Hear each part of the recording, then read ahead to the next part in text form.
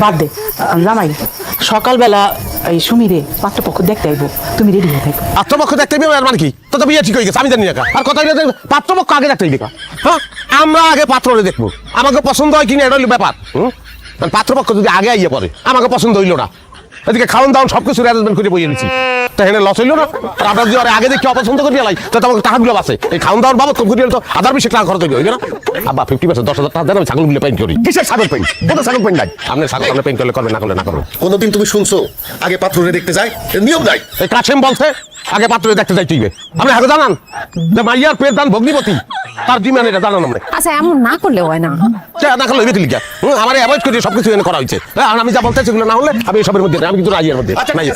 আমি বলতেছি কিন্তু সাবধান করে দিতেছি, ওইখানে গিয়া কোনো ধরনের ঘাটের আমি চলবে না।